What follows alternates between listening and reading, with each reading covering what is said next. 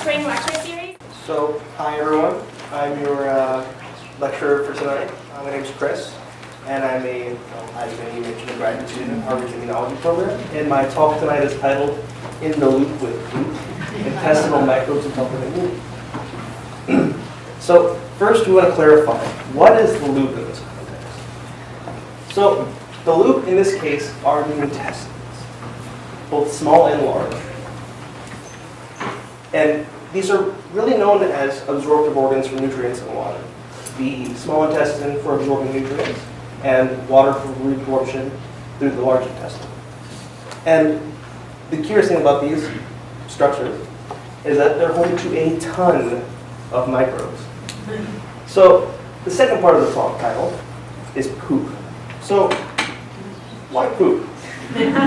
Well, for one thing, as you can tell by the smell of said object, it's full of microbes.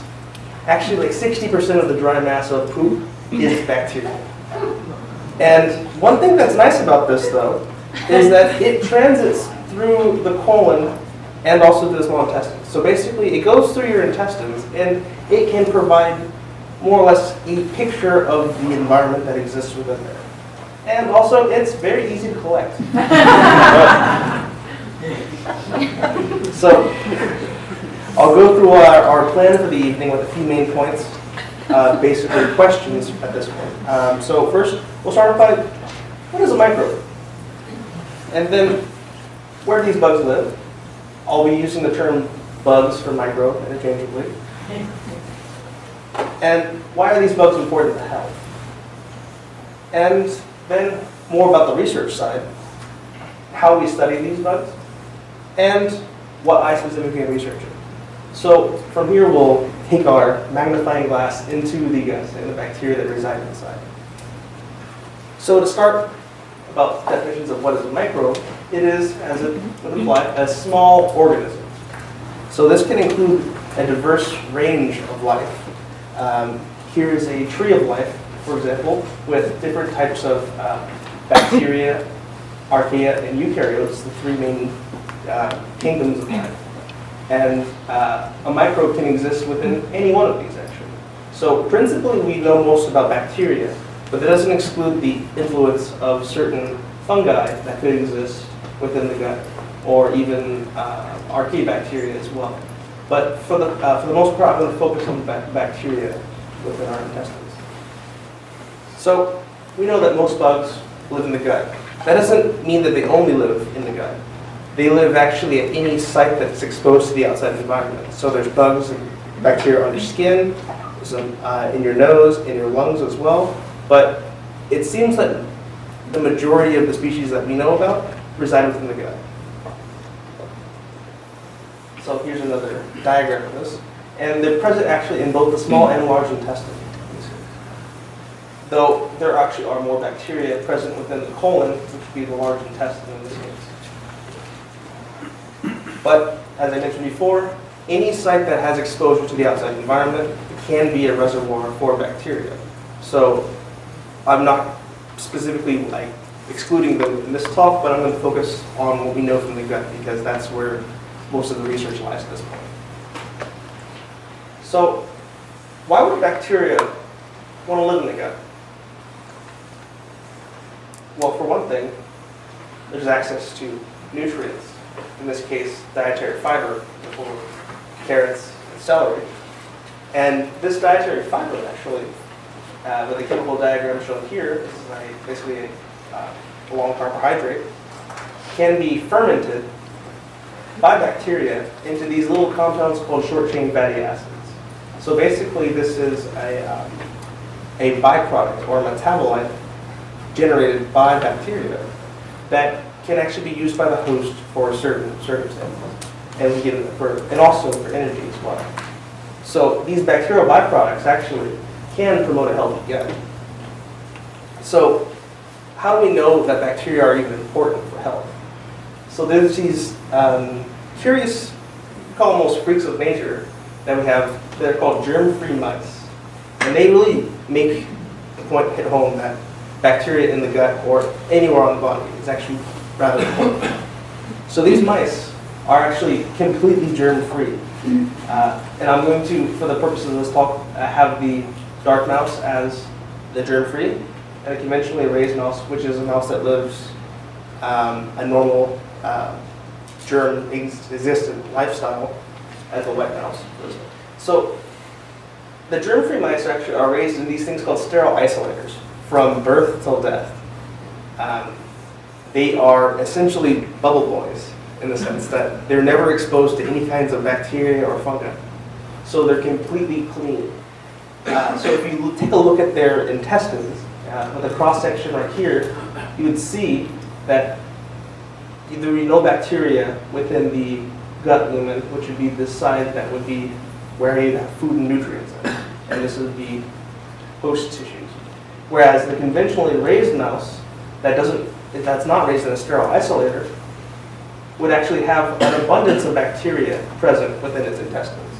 So using these models, you can infer that certain types of bacteria or the presence of bacteria can be important for host physiology.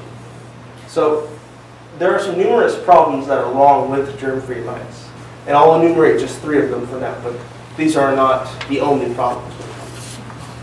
So first, they have some pretty serious defects in their immune system. And they are very susceptible to infections. And they have some curious metabolic changes that occur with them. And this is a sad germ-free mouse. So just for a brief overview, I'll just do a view from 10,000 feet of the immune system, with basic principles. So the immune system, its more or less primary goal is to protect against disease. And it does this by having mechanisms that can distinguish self between non-self actually. But this isn't always the case because there are certain conditions called autoimmune diseases where your immune system can be directed against yourself. So, but for the most part, it usually holds up this model pretty well. And also, it's an interaction of many different cell types that happens. So, these can include different cells like macrophage right here, a T cell, this cell called a neutrophil, a B cell, and a dendritic cell. So, I'm going to focus actually on the T cell in this context and how it's affected by a germ-free environment. So we can see that certain types of T cells are actually absent in the intestines of germ-free mice. So if we have this cell called a Th17 cell, which is important in, I guess, barrier functions and barrier immunity within the intestines and also the skin. In a germ-free mouse, you see that their numbers of Th17 cells are very, very low. But when you add back, specifically, you feed them this bacterium called segmented filamentous bacterium, you see that they come back. And if you compare this to a normal, it actually is a little bit higher, but you can see that one bacteria moved into a germ-free mouse. This is called a notobiotic, that you know what's living inside of it, can restore an immune cell subset, which is very interesting. So another example, that's enumerated above, was susceptibility to infection. So they had this model where they took germ-free mice and compared them to conventionally raised mice. So no bacteria in the intestines, bacteria in the intestines, and they infected them orally by feeding them salmonella, which is pictured right here. So what they find after they do this is that through an oral route of infection, the germ-free animals were much more susceptible to lethal infection with salmonella compared to a normal mouse. And the LD50, in this case, is a measure of the dose of bacteria that would be lethal to 50% of the animals. So you can see, in this case, the germ-free mouse, it has 1 million times less bacteria that is required for it to be lethal in this circumstance, suggesting that gut bacteria normally can have host protective functions. And perhaps the most interesting part about gut bacteria are the metabolic changes that are associated with them. So what we know now is that animals that are resistant to diet-induced obesity, when they are actually germ-free. So how you have models where you induce obesity in mice is you feed them a high-fat diet, like say a burger, for instance. It's a bit more controlled than that, but you compare them to a conventionalized mouse right here, which is obese, and then a germ-free mouse. They're fed the Western diet, which is basically a high-fat diet, at least recommends. And here's a graph of weight gain over time. You see that the germ-free mouse does gain a little bit of weight, but very, very little compared to a conventionalized mouse, which suggests that presence of bacteria in the gut has some role in metabolic dysfunction. So I've shown you all these mouse studies, but you may be wondering, so that's great, but you're not germ-free, so why should you even care, right? Because humans don't exist in that germ-free setting. So the curious thing about this obese mouse, actually, is that when you take their fecal samples, you can find that there are differences in the distribution of the bacteria, like phyla or groups within their intestines. So basically, what we see right here is that when you have an obese mouse, it has a difference in its microbial communities that exist. So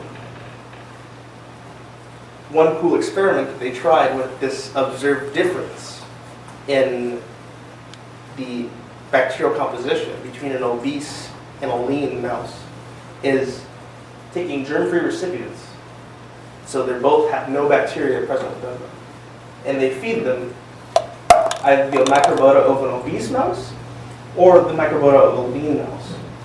And what they find is that after giving them normal diets, not a high-fat diet, they see that the obese mouse, the microbiota, leads to generating an obese mouse, and the lean microbiota preserves a lean mouse, which is very interesting because they've linked these changes to the capacity for energy harvest from food, which suggests that the obese microbiota can actually harvest more energy per like gram of food consumed compared to a lean microbiota. So you might also think about, well, that's a mouse. What about humans? We're obviously very different. We live under more varied circumstances, but they've been doing sequencing studies now on human feces of lean and obese individuals. And what they observe is that there's a decreased species diversity of bacteria in an obese individual compared to a lean individual. And proportions of certain bacteria groups are actually associated with obesity as well. So we don't have the direct causal evidence that you would see in the mouse system to say that bacteria can cause or be associated with human obesity, but we have the first piece of evidence which motivated the germ-free study that would suggest that the presence of certain types of bacteria could be associated strongly with obesity. So just to go over this, there's a lot of information in the first couple of slides, so I'll just have a nice review.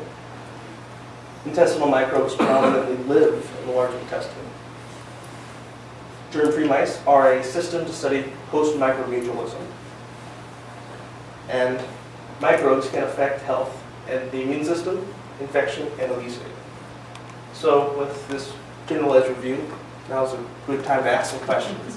What's difficult about this is that our current approaches to studying bacterial communities in the gut are not terribly high resolution, in the sense that you can identify up to a certain level of the type of bacteria, but you can't identify individual species using these methods. So what you'd be doing is you'd be introducing a hammer approach in there, and you could actually do more damage than good. So the two types of bacteria that were out of whack would be Firmicutes and Bacteroides. These are two bacterial phyla that are associated also with human health as well. Could you talk about the difference between those two? Well, the difference between the two is that they're both gram-positive bacterial species, but the exact metabolic functions they do is not exactly 100% known because, as I mentioned before, the resolution for finding out certain species that would be involved in metabolic function is not currently there at present. But these are associations that have been made so far. So about the intestines of mice versus humans, they are not identical. It's not really apples to apples. It's more about trying to argue basic principles of how things can work within a model system, and then we can use these basic principles to derive and test hypotheses in human systems. Except that with humans, we can't do studies to determine mechanistically how something functions because there are no germ-free humans to work on, and there's ethical barriers to that. So with the how fast it takes for the microbiome to change associated with diet, and if there are changes associated with vegetarians and, say, carnivores, actually diet can change rapidly the microbiota. There was a recent publication by one of the professors over here, Peter Turnbaugh, that was investigating this. And within a few days, actually, you could change your microbiota by having switching from a high-fat, high-sugar diet to a more fiber-rich diet. You can see fluctuations that occur. So, how we maintain germ-free status? How you introduce something to the environment to feed them. So all the food and water that goes into these mice is autoclaved, so it's sterilized before, and it's passed through an airlock system in order to get into it and decontaminated. And there's stringent controls to make sure that you're staying germ-free throughout the duration of their lifetime. We went over a few of the basic definitions about microbes and where they live and why they're important to health. So a curious question now is, how do we study these bugs? And what am I researching?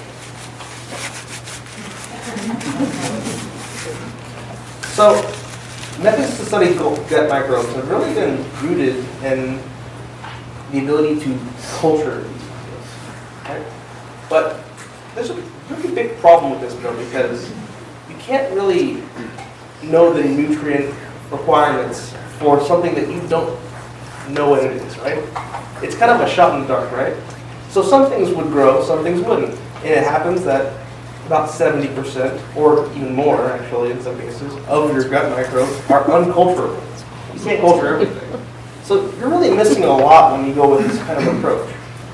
And another thing too is, when something grows in culture, does not indicate if it's actually numerous in its original circumstances. Essentially what you're doing right here is you're enriching for the weeds of biology. So this bug right here may not really even be that abundant within the intestines, but culturing would say it is. So you need a better method for this. We have a solution. It's called DNA sequencing. So why do you need a sequence to identify bacteria?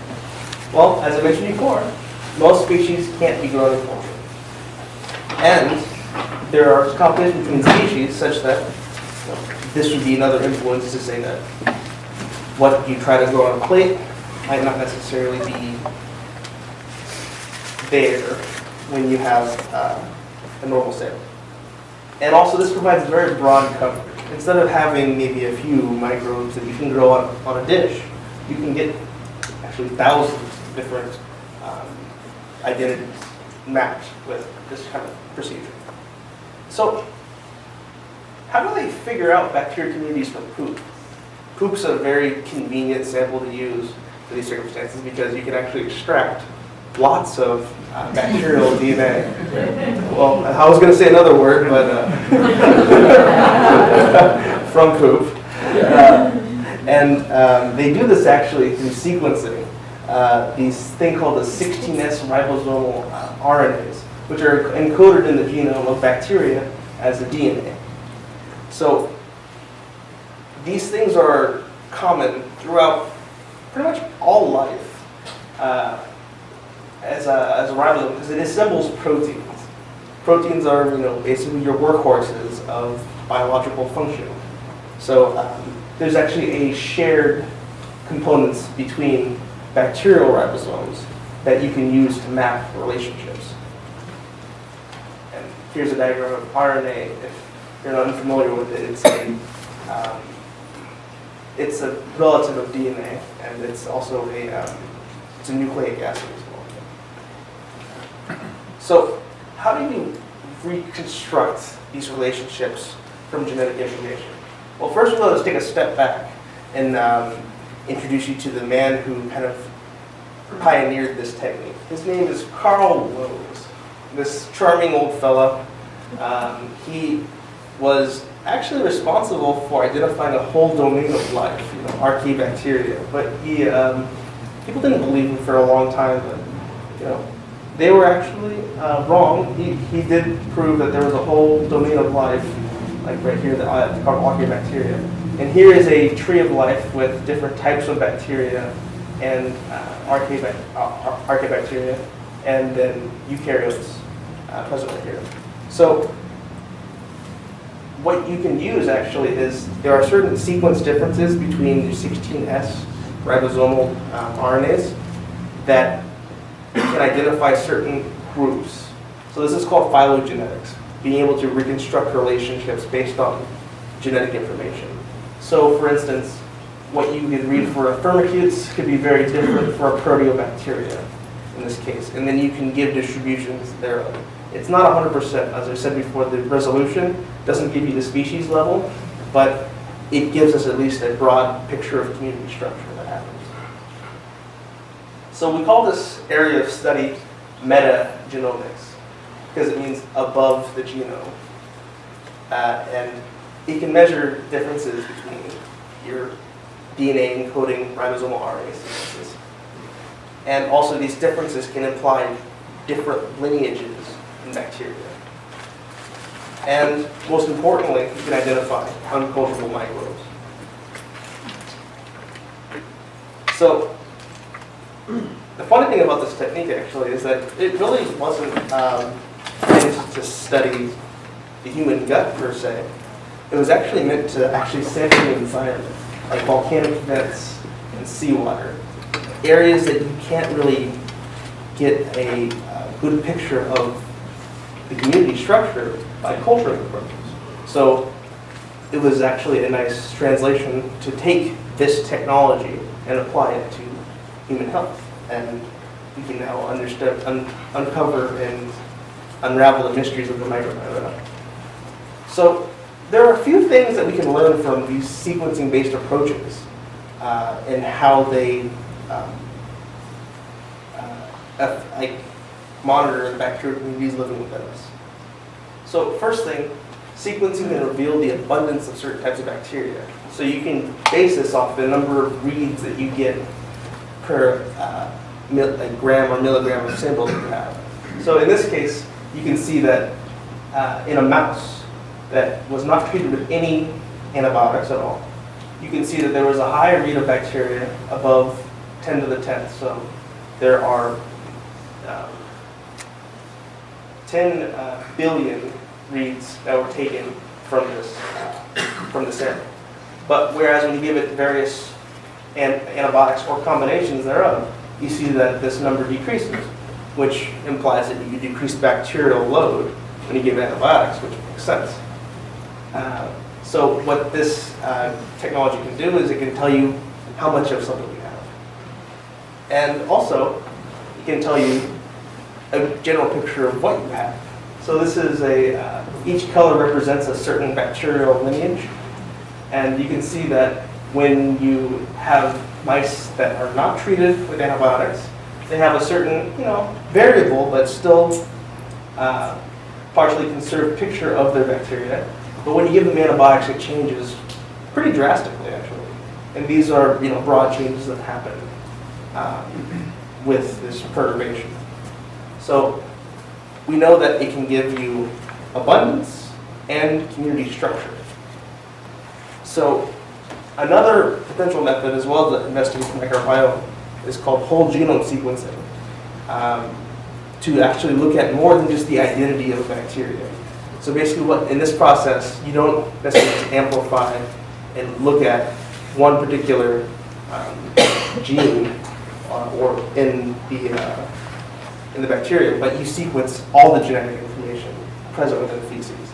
So what this actually has shown is that there are shared genes amongst diverse microbiomes. So this distribution map that I showed earlier, it's highly variable from individual to individual. But when you do whole genetic information sequencing from that, you find that there are shared genes that exist. So in a sense, you can have different microbes so long as they're doing the same job. It doesn't necessarily matter so much. And this established the idea of a core microbiota in the sense that you can have one bacterium doing this job, and another one can come in doing the same job, and it's basically the same effect. So individual species can actually be less important than the gene content present within the microbiota. So that was a lot to swallow. So if you have any questions right now is the time. Yeah, well, this is actually still rather new research.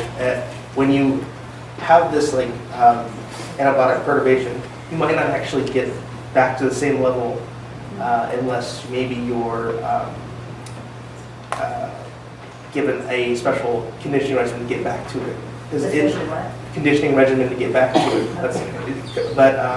So for instance, there are cases of antibiotic-associated ulcerative colitis that happen. It seems to be a risk factor actually for development of disease where prior administration of broad-spectrum antibiotics can lead to disease. It's not fully causal yet, but it's associated at this point. But it might be hard to get back to your baseline after such a strong perturbation. So I am not, what is cryptosporidium and why did you come down with that after treatment with antibiotics? So I am not exactly sure what cryptosporidium is. You get it from untreated water. From untreated water. Okay, but there's this phenomena that is starting to become more understood called colonization resistance in having your microbiota, let's say, to protect you from infections in the sense that there is competition for resources in your intestines, and it's not just you fighting off against this potential harmful microbe. It's other microbes living in the gut that compete for resources in an environmental niche. So eliminating those microbes could actually be harmful in having more susceptible to infection, which could also explain a reason why the germ-free mouse studies with the salmonella infection, why that is so lethal in their circumstances compared to the mouse that has bacteria present within its gut already. You're not necessarily born with this bacteria in you in the sense that when you're in the womb, your gut is sterile. But your first exposure to microbes comes when you're born through the vaginal canal. So there haven't been studies that can really look at differences between children born by cesarean section or vaginal birth and differences in their immune system, but this could be something that is an active area of inquiry. I mean, it may be one of your most important in determining environmental factors because it is such a large surface of your body that is constantly coated with environmental influences. The question was that when you go to go certain surgical procedures, you take antibiotics and you believe that you're germ-free, but you're actually not. So in this case, a broad-spectrum cocktail with metronidazole, which kills anaerobic bacteria, neomycin, which kills gram-negative bacteria, which is one of the major classifications for bacteria, and vancomycin, which kills gram-positive bacteria, the other type. This kills most of the bacteria if possible, but you still see that it only decreases it by maybe 1,000-fold, like you said. So it may get rid of the levels of certain bacteria that are needed to establish a functional infection, because just having one bacteria isn't enough to get an infection for the most part. You need a few thousand of these. So if you decrease these levels down below a threshold, it's less likely to be infected. After we've been talking about these microbes involved in health and immunity in this case, you might be thinking, well, that's cool, but aren't bacteria really associated with disease? At least that's what we kind of thought about for the longest time, from isolating the causative microorganism for tuberculosis, like the 1900s or so by Robert Koch, I've always kind of thought about bacteria as causing infections and being harmful to health. But that's sort of really not true for the most part. Like, so for instance, there are some enteric pathogens like salmonella in this case, or cholera, that can cause disease. But for the most part, we have 100 trillion bacteria on us, and they don't cause disease. It seems like this is a natural, healthy state when you have these bacteria in you, suggesting that the vast majority of microbes are either innocuous or, in many cases, maybe even beneficial. So maybe we need to reevaluate our outlook on bacteria. And one of the reasons why they are beneficial is they can actually be controlled by the human systems. So there was some relevant work that was done that actually shows that you can actually spatially segregate bacteria from your intestinal wall under normal healthy conditions. So what you can see here is that this is a normal mouse, and this is a mutant mouse for this protein called Reg3 gamma. So it's an antibacterial protein. It can kill bacteria. And what they find actually is that there's this thing that was called actually the demilitarized zone that exists between bacteria present within the inside of the gut and your host cells that are that form the intestinal walls. And this is about 50 micrometers, so which is the span of multiple bacteria. So it's a pretty large wall.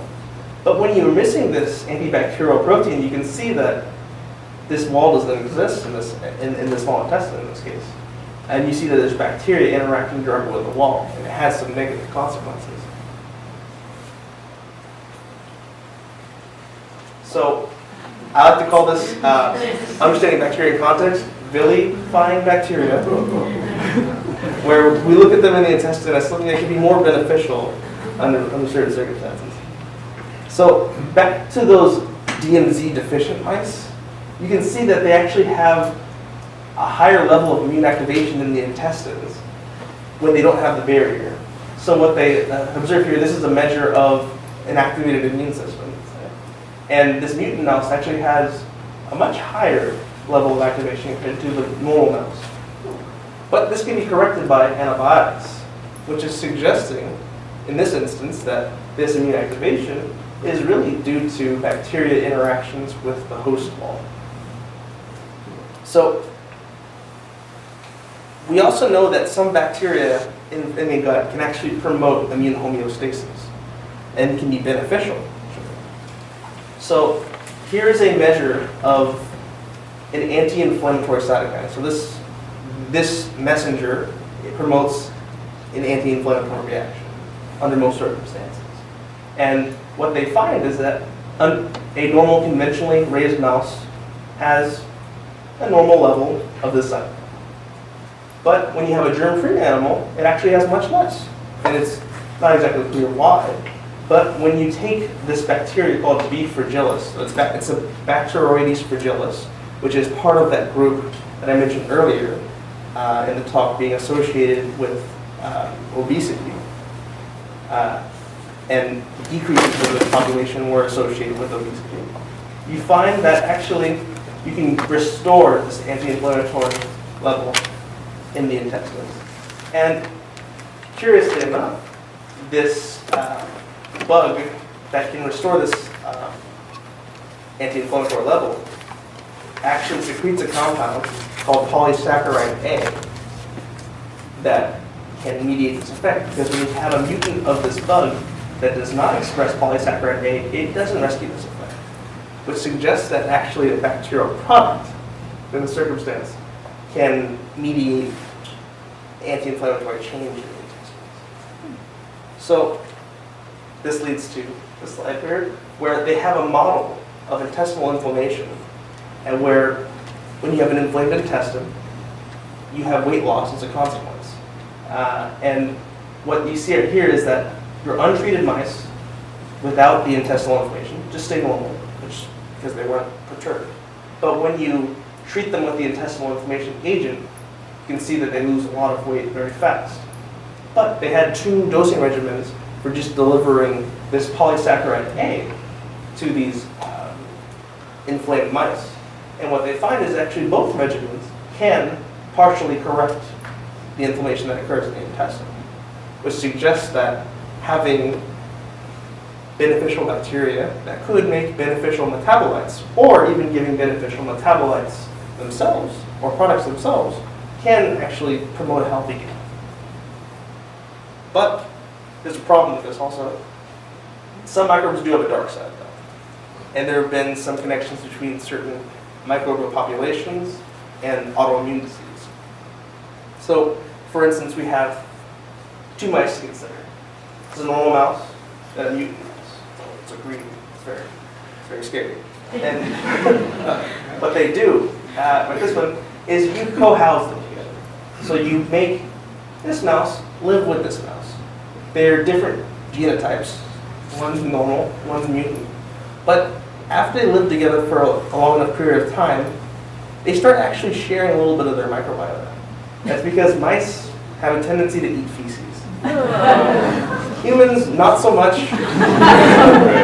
But there has been evidence to suggest that you share a similarity of your microbiota with your family, and especially close relatives. And actually, I think you have to share your most microbiota with your mother. But that may also depend whether or not you were born with a cesarean section or not, though. So we don't know.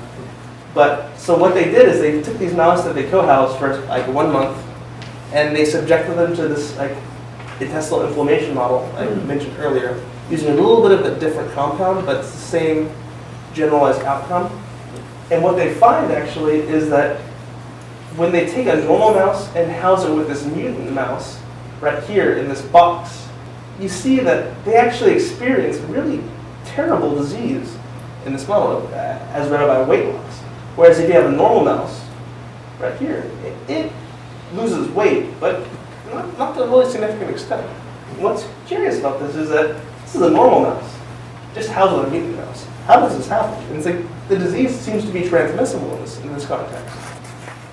So that argues for the transmission of bacterial species from this mouse to this mouse that can cause this effect. And on this paper, they actually went into this and identified the species that was associated with this as well. I was just showing the main phenotype, or the main finding they had in this paper. And also, it's now known that gut bacteria can actually be associated with certain types of autoimmune disease as well. So how you're able to test this is by taking a germ-free animal, and you can actually feed it normal or test feces, in the sense that you have normal feces from a conventionalized mouse, or feces that can be either monocultured with, say, that bacterium I mentioned before, SFB, or some other bacteria as well. And what they find actually is that when they took these mice and fed them with feces containing segmented filamentous bacteria, the one that I mentioned earlier, that in an arthritis model, where ankle thickening is one of the main readouts, that the SFB containing feces actually exacerbated disease in this model. And if you have a normal germ-free mouse and that's predisposed to developing arthritis, it doesn't actually develop arthritis with very strong pathology. But it seems like this bacteria present within here can accelerate disease. So, back to our plan for the evening. We already went over microbes, where they live, the health implications, why should this bugs, and then finally, what am I researching? So, it seems a little bit tangential. I'm an immunity and cancer researcher, so why am I talking about the intestines? So, at first, actually, I was working in autoimmunity, and it looks like, actually, that immune responses to cancer, per se, and autoimmune reactions share some level of similarity, in the sense that you normally have tolerance to self, where you don't attack self. But in the realm of cancer, you want to attack a certain part of self, because it's actually a much cleaner and efficient way than, say, conventional chemotherapies. So we also know that microbiota can educate the immune system, as we mentioned earlier in this talk. And I'll show you a few basic principles about how the immune system can control cancer. And what I'm principally interested in are the microbiota's effects on cancer. Here is a graphic of an evil crab being cancer, of course, if anyone's familiar with this over here. So I'll start with some basic clinical evidence about the immune control of cancer. So we know that human immune responses to cancer can actually have different prognosis depending upon the immune cell that's involved. So this was done by looking at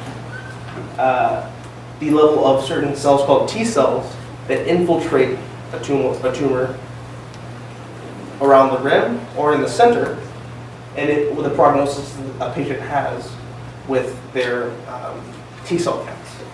So what this graph shows is a disease-free survival over time. Disease-free survival being a measure of the time it takes for you to have your recurrence of disease or perhaps, unfortunately, a mortal event. And what they find right here is that the association of having high T cell infiltration into a tumor is a good prognostic factor compared to having a low T cell infiltration into a tumor. And actually, when you look at conventional staging for cancers, there's various stages for it, like stage 1, 2, 3, and 4, that the infiltrates of T cells could actually be better predictors in this circumstance than conventional staging. But that doesn't mean that there's always a positive immune influence on cancer, because different cell types, let's say like macrophages, and say lung cancer in this instance, can have a negative outlook on survival when you have more infiltrating from the tumor. So you see high macrophage tumors have a lower survival than a low macrophage tumor. So it's a very complex interplay that happens with the immune system in cancer. But what we're interested in is how microbiota educates the immune system and how this can shift the balance one way or another in this circumstance. So there's been some recent studies about microbiota in response to therapies in cancer models. And what they initially found is actually that chemotherapy efficacy can be affected by broad-spectrum antibiotic use previous to tumor induction and chemotherapy in this case. So what they find here is that when they don't give antibiotics, well, this is a survival curve as well, they have seen much more efficacy of their chemotherapy compared to when they do give antibiotics in this setting. And they tried another therapy that revolves around the immune system, and they saw the similar effects actually as well, suggesting that there's some factors involved from your microbiota that can change the immune system, and in this case, change how you respond to a particular therapy. What's the black group? What is the data in the black one? So the black groups, these are the ones that were not given antibiotics at all. So they were just given just controls. So then I'm confused. So then I'm confused. Sorry. The green curve is people who get something. No, these are mice. Oh, sorry. Okay, mice then. But what the green mice were given a different antibiotic? No, they were given. So the green mice were not given antibiotics at all, Right. and then the orange mice received a broad spectrum cocktail of antibiotics. And the black did? So the black mice were mice that did not receive chemotherapy.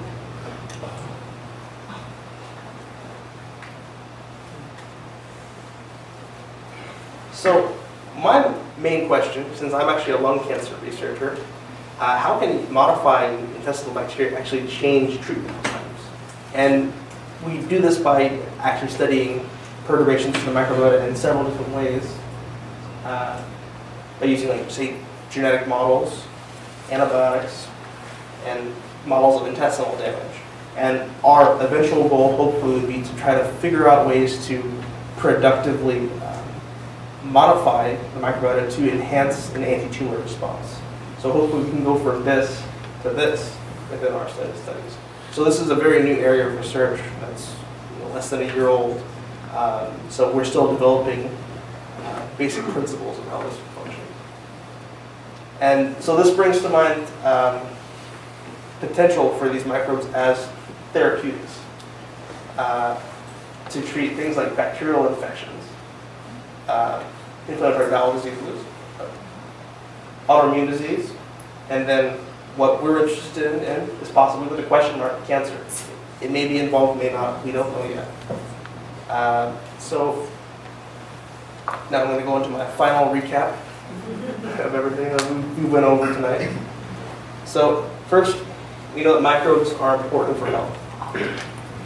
Second, we know that sequencing approaches have really enabled us to study these bacteria. And we know that now that these gut bacteria can actually affect many, many different types of disease states, from autoimmune disease to possibly cancer, and then also maybe even in some cases some neurological diseases as well. The jury's still out on that. And the last thing we know is poop is more interesting than you can ever imagine. So fecal transplants are really a hot topic of research now because they've been used to some remarkable success actually for treating Clostridium difficile infections. So C. difficile infections are associated with antibiotic use, and they're very hard to treat. I mean, one of the main ways to treat them is by using dosing regimens of vancomycin to get rid of them. That has limited efficacy. And there was a small trial by a Dutch group where they tried fecal transplants, where they took feces from close relatives or next of kin, and they were able to deliver these microbes in a special slurry through an enema in order to reconstitute their microbiota. And it actually showed remarkable success within a small study.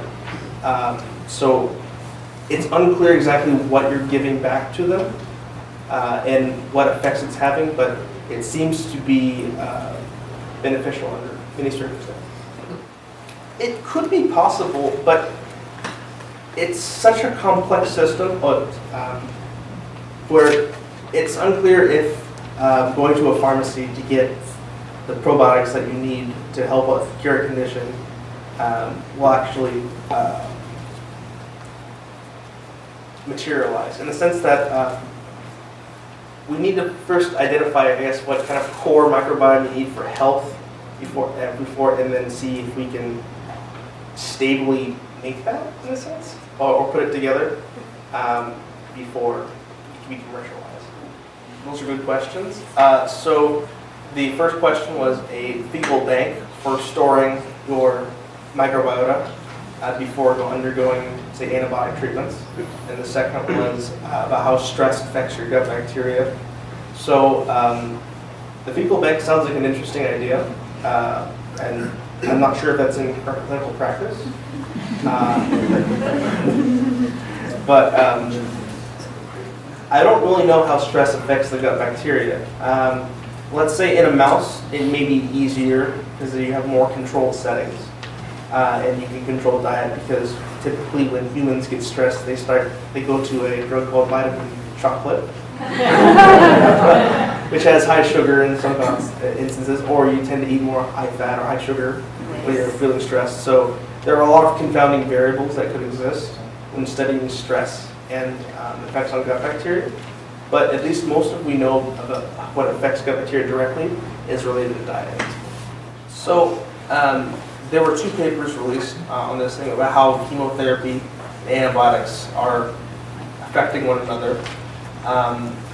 First, the hypothesis is that certain factors released by your gut, which was not exactly clear in the manuscript published, can make your immune cells less capable of producing certain inflammatory cytokines that can be anti-tumor, in a sense.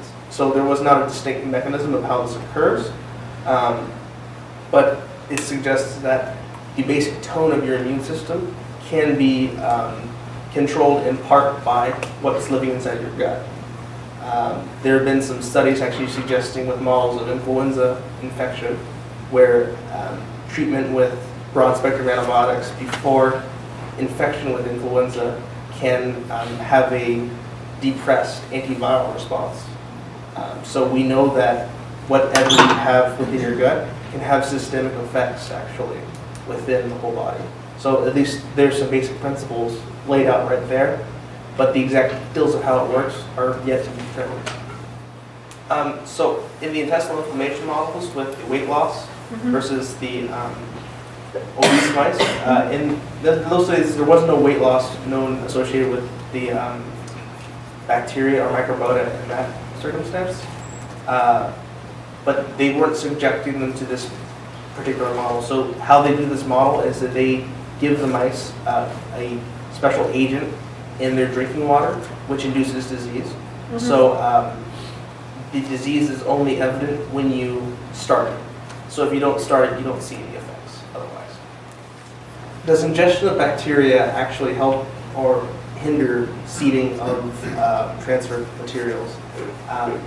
That is an interesting question, and it depends on the type of bacteria. Some are more acid resistant than others, but one of the main impediments, I would say, to having a, productive transplant, let's say, or in some cases even an infection, would be this phenomenon called colonization resistance, where there's competition for resources within the environmental niche of your gut, and the people already pre-existing there, or the bacteria in this case, will prevent the newcomers from moving in and setting up shop. So it's kind of like you already have a house, right? Someone else tries to move into it. You're not going to let them move into that house, right? You're going to fight them for it. And that seems to happen actually in certain cases, perhaps to prevent productive infections from happening in your gut. And also, on the converse, that could prevent engraftment of a transplant, hypothetically.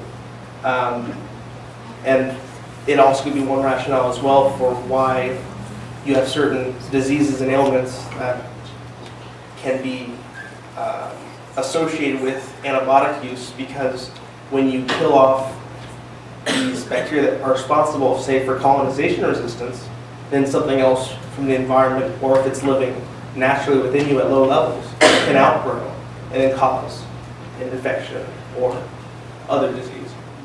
So in reference to the chemotherapy and antibiotics study, the system they used for this, in my opinion, was rather contrived. What they do establish, though, is a general principle that bacteria in the gut, let's say, can affect a response to therapy. That doesn't mean it's directly applicable to humans at this point. What they did in their system was that they pre-treated with antibiotics before even inducing a tumor.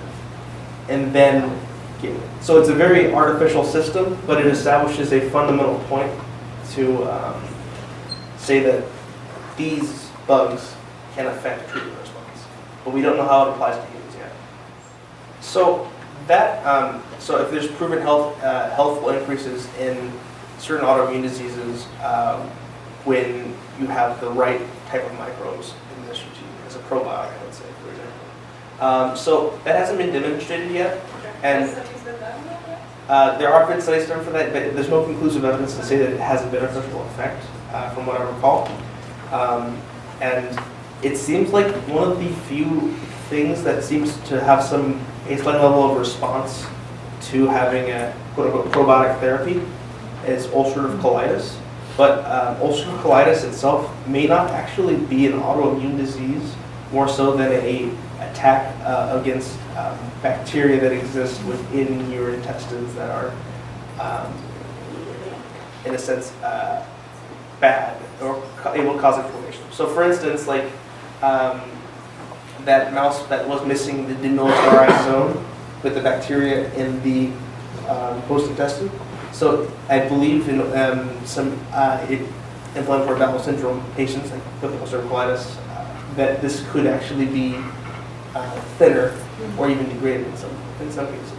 But there hasn't been clear evidence showing that there is a probiotic therapy that can be done to treat autoimmune disease at this point. Though there are studies now where You can identify at-risk people for autoimmunity and collect their feces serially over time, and then sequence the feces of individuals that have the onset of disease to see if there are shared signatures that exist from a bacterial point of view that could precipitate disease. So then you can have better targets downstream to see what you can treat them for that could possibly have an impact on their condition.